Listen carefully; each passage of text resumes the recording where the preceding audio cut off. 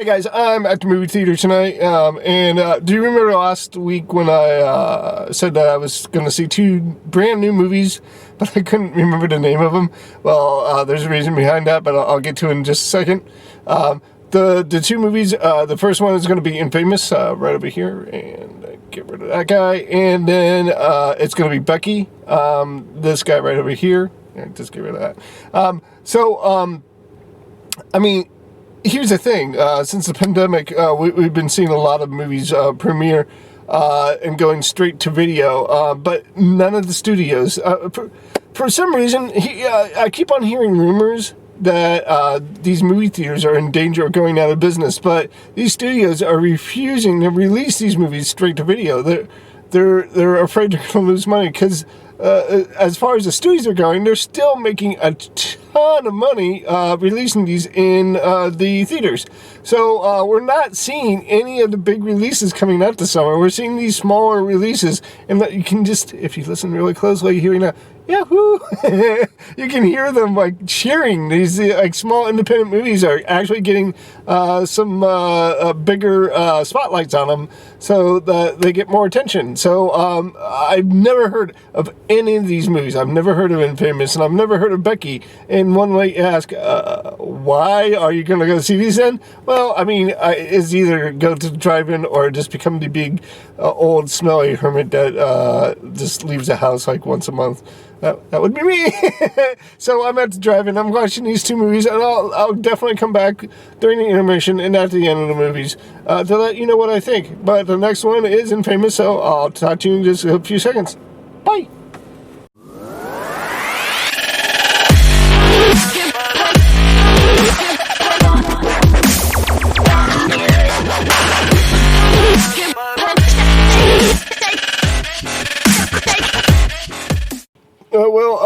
This is going to be an easy review because that movie sucked.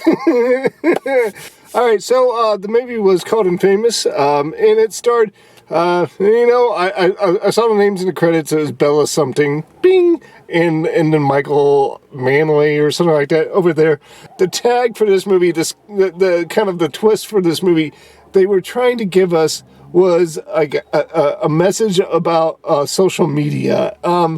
And it was just not interesting or executed in an interesting way for me to care about it. It was strictly, this movie was boring. It didn't do anything for me until the last act, the third act of the movie.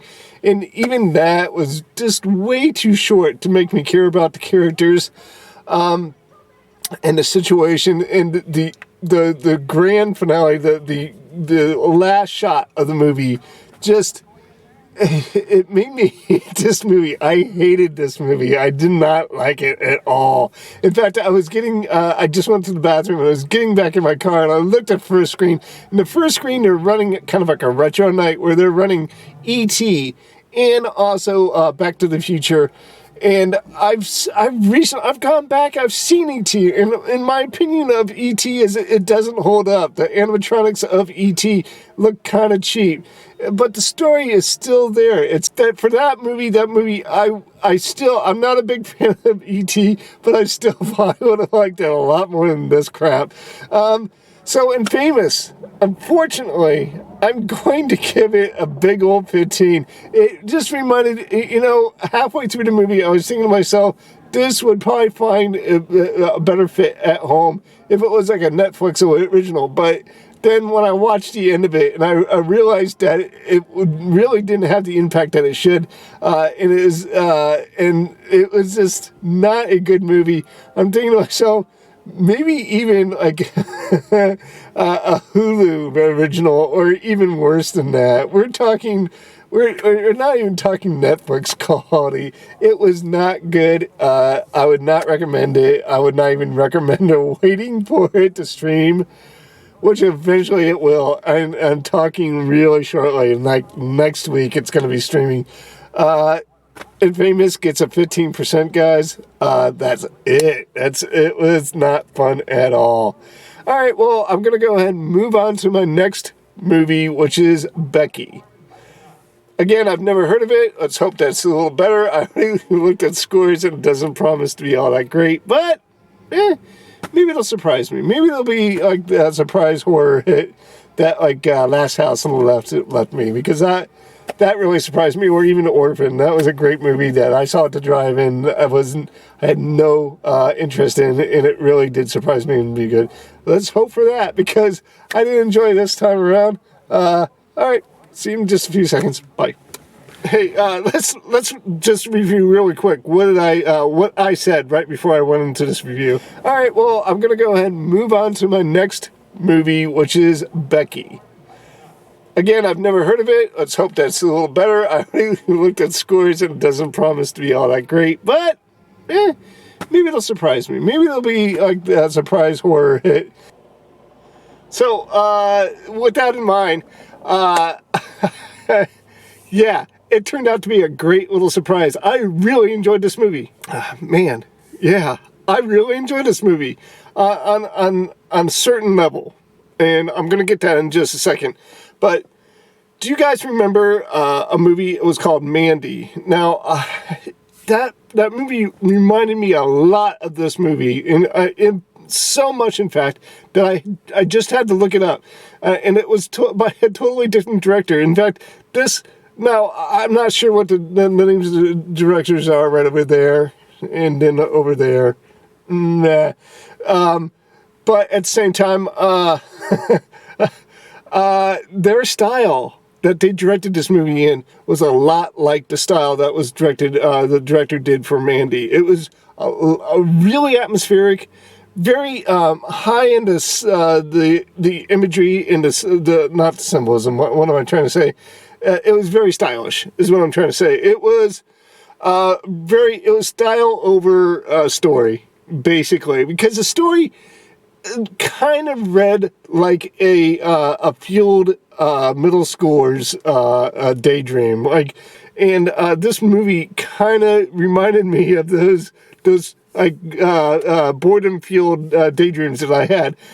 And the reason why I'm saying that is because this story takes the viewpoint of this middle schooler. She's like 13 years old, and some stuff happens, and you see her, her character develop from that stuff happening. Now, the pluses of this movie were, there was a lot of pluses to this movie, and there are a couple of negative things which we'll go over. The pluses were, it was full of really interesting characters, as opposed to the last movie I just watched, which were, these characters were unlikable, and I found them very boring and uninteresting, where these characters were just, they were very, very interesting. Each one of them had a very definite trait to them that I could get into. Now, let's just get this out of the way. Now, I don't know the girl's name right over here, and she really did a good job at making me care about that character, and I really enjoyed her character, her acting ability to portray that character to me. And other characters, we got Joe McHale playing the dad in this movie, who played kind of a wishy-washy, kind of like anybody could have played that dad character, and it wasn't really anything interesting in it. But I still liked his character. And then we had Kevin James. Kevin James made a great villain. I really enjoyed that. I really enjoyed that stuff. Kevin James played kind of like, he was a bushy beard Aryan skinhead. And the first time some really over-the-top violence introduced themselves, it was where Kevin James loses an eye, and I'll be honest with you, it pulled me out of the story. I wasn't expecting that, and so I'm like, I kind of thought, all right, well, maybe we can get past this and enjoy the rest of the movie. And then each and every time something happened, it was so over the top and so violent and graphic that I finally got the idea where this movie was going, and I finally got on board, and I enjoyed the extreme ride that they gave us to this movie. It was simply, it wasn't anything to take it seriously. It was supposed to be like a suspenseful film, but it wasn't really, it didn't dwell on the suspense. It was more, as far as what I'm concerned, the point of this movie is just to give us interesting characters, and to give us over-the-top violence, and just to push these characters as far as they can go and see what happens when we do that. If you're looking to watch a movie that kind of makes sense, or if you're looking for like a realistic movie to create suspense, you're not watching the right movie. What you're watching here is something that you want to watch for stylish decisions that are being made, the music that they're playing, the emotion that they're trying to convey, the lighting that they're using to create that atmosphere. That's what you're watching this movie for. And this movie pays out in spades. It is a great movie as far as like the atmosphere it creates, and I really enjoyed that. Okay, let's go ahead and score this movie and move on. I'm going to go ahead and give this movie a great... I wasn't expecting to enjoy it as much as I did. In the beginning of the movie, I was thinking to myself, maybe a 60. But finally, at the end, when I finally understood what they were going for, I'm going to go ahead and give it an 85. I really enjoyed this film on just that level. The stylistic choices that they made in this movie were really fun to watch, and just the character development that they gave us in the over-top violence in this movie was a great stylish choice that I really enjoyed. So there you go. To sum up my two reviews, we had the first movie. It was trying to convey a really weird and not a very clear message about social media. I'm not really sure what they were going for with that. But Infamous didn't deliver on any of that stuff. It didn't deliver on a good story, good characters. We didn't care about any characters. We were more bored with the movie than anything else.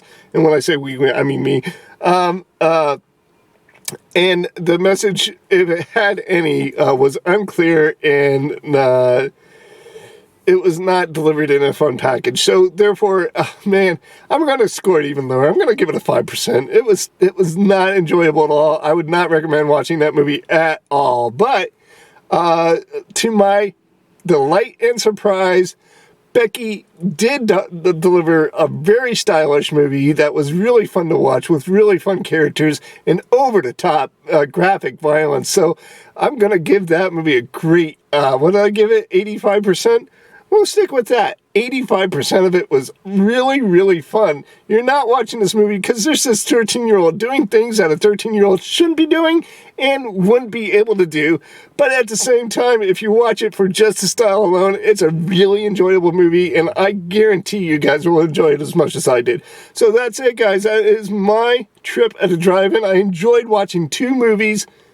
I enjoyed watching one brand new movie tonight, and I'm not sure when I'm going to be back, but the movie theaters are opening up in July.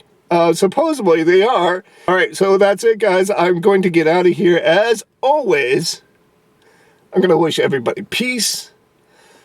Again, I hope that everybody is healthy, staying safe, and Montanay, I'll see you guys later, and goodbye.